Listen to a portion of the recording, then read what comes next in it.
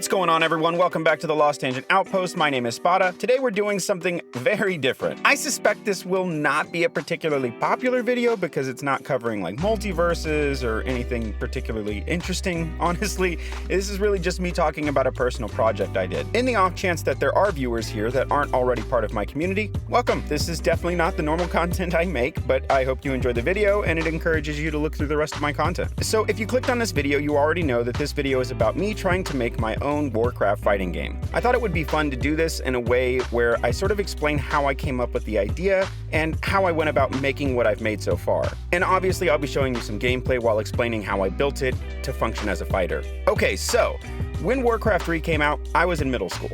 And this was a time when online gaming wasn't really something people did. It certainly existed, but it wasn't something that I'd done, and it certainly wasn't something that I think anyone expected would be what it has become today. But Warcraft 3 had an online competitive rank mode, a game mode where you could play against one or several other players, and this was my first real taste of Warcraft, and it made a huge impression on me. Then around the time I was getting comfortable in high school, the MMO World of Warcraft came out. Being a fan of Warcraft 3 and a fan of the MMO genre at the time, I bought this game immediately. Quite literally, I bought it day one. I played WoW for years, as in I started playing in 2004, and the last time I played was last year when my wife and I played through the most recent expansion on new characters and capped level. I love Warcraft. It's absolutely one of my favorite gaming franchises to ever come out. I've read several books about the lore, got heavily invested in the RTS and the MMO based on it, and as a big Warcraft fan, there's always been a genre I felt like they'd ignored. People that already know me already know I'm a huge fighting game nerd. I'm not particularly good at fighting games, but I really enjoy them. I enjoy learning how to play new ones, I enjoy learning how to do combos, learning all the meta, and then applying all that into an actual match. Along with that, most of the content I've made on this channel revolves around fighting games. To me, Warcraft is a perfect candidate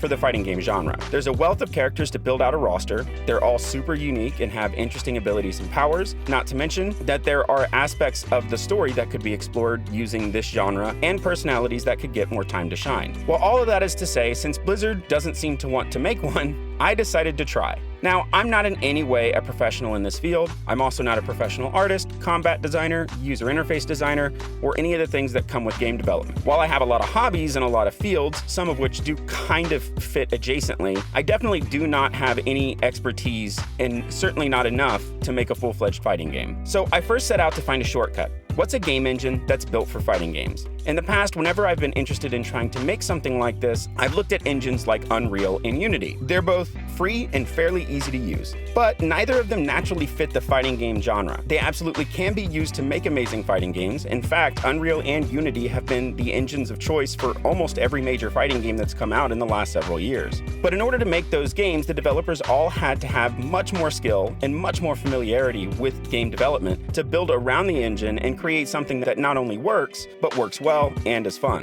So I needed to find something easier, an engine that fits the fighting game genre perfectly, and I didn't really have to look hard for this one. I went with a program called Mugen. Mugen has been around for a couple of decades, and it's really just an engine. But it's an engine that's been used to bring together some of the wildest concepts. There's a plethora of fan-made Mortal Kombat games that have been made using it, which if you haven't, I really strongly recommend checking out Combat Time with McMuscles. It's an awesome and really funny series. But Mugen has also been used for crossovers that'll never happen, like Mortal Kombat vs. Street Fighter, Simpsons vs. Street Fighter, or Killer Instinct vs. Mortal Kombat. As such, Mugen is mostly used as a fan game engine, so I felt like it was the perfect fit for what I wanted to do. The next step was to figure out how to get Warcraft characters into my game. That's when I found a program that allowed me to take images of WoW models in front of solid color backgrounds. The same program can also be used to play back animations and equip characters with weapons, so I figured I could use this program to capture animations frame by frame and then use Mugen to convert those images into animations. This is, after all, how people use Mugen anyways. They'll grab a character sheet from an existing game, say Street Fighter, they crop each image of the animation into an individual frame, then tell Mugen to ignore whatever the background color is, and then, through some other wizardry, you can eventually create a character and a moveset with all this. Now that's a really simplified explanation for how to use Mugen to create characters. It's much more complicated than that. You have to define hitboxes and hurtboxes, there's a lot of coding involved, graphics, special effects, sound effects, and on, but that's at least enough to understand what I want to show you today. So here it is. This is my unfinished, completely unpolished attempt at creating a Warcraft fighting game. I never came up with a real name, I just called it Warcraft Fighters. The menu is really just,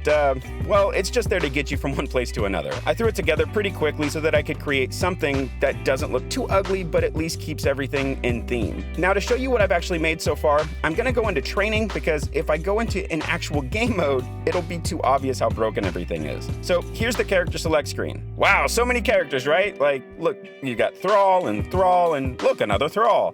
Okay, so full transparency, this is the only character I've made so far, and even he isn't done. But I made him because Thrall is my favorite character, so I just felt like I really needed to get him done first. I also did create this character select screen, obviously. It's pretty ugly, but it does get the job done for now.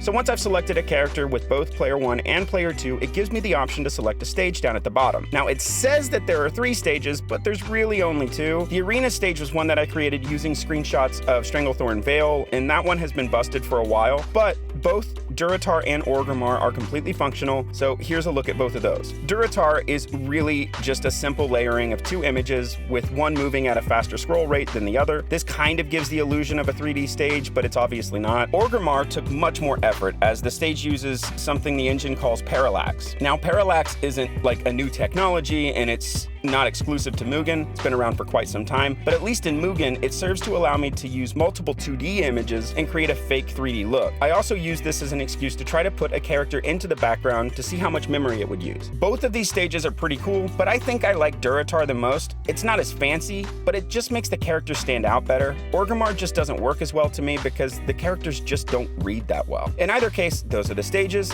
so I'm sure now you'd like me to show you actual gameplay. Really quick, I did actually create custom health and mana bars. This, along with almost everything else, was created using Photoshop to manipulate real assets from World of Warcraft. That's why it'll all look really familiar if you've played or watched gameplay of WoW. As we go through this, you'll probably also recognize both the music and sound effects, since those are also mostly lifted from World of Warcraft. There's a lot of work that went into grabbing all the frames of animation for all this stuff, but this video is already really dense with information that isn't particularly relevant to the game, so I'm just gonna go ahead and show you the moves that I gave him. As it stands, this game is a 3-button fighting game. You've got light, medium, and heavy. You can cancel attacks progressively, as in, you can cancel your light with a medium or a heavy, and you can cancel your medium with a heavy, but you cannot cancel backwards. Mediums cannot cancel into lights, and heavies cannot be canceled into mediums or lights. An interesting problem that I ran into was crouching. World of Warcraft, which is where this model came from, doesn't have a real crouch function in the game. There is a stealth function that rogues get, but even that doesn't drop the characters down enough to really consider that a crouch, at least in my opinion, and especially not for the orcs. So I had to come up with a creative solution, since high-low mix-ups are what I consider to be an inherent necessity for a fighting game. So as a solution, I decided to create a new paradigm for this game. Instead of crouching and standing, there are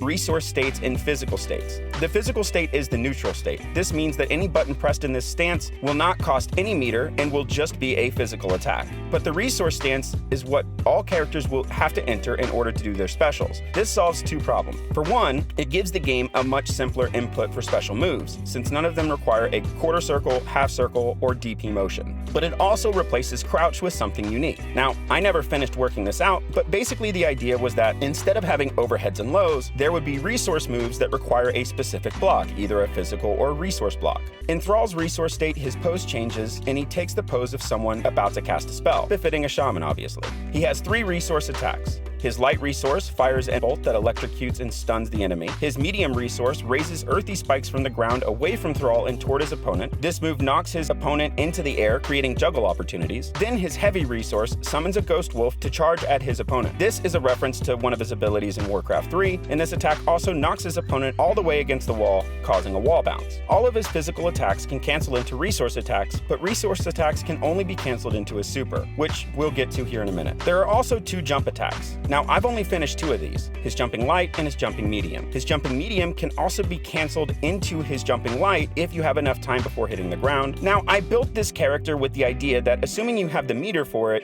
it should be possible to land every move at his disposal within a single combo. So let me show you what this looks like.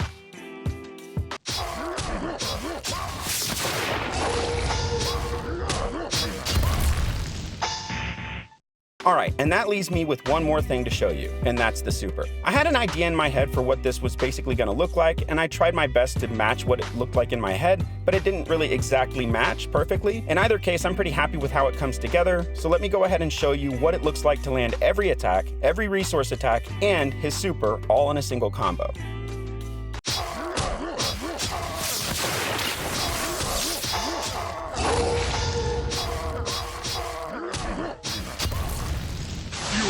Storms, hear my plea!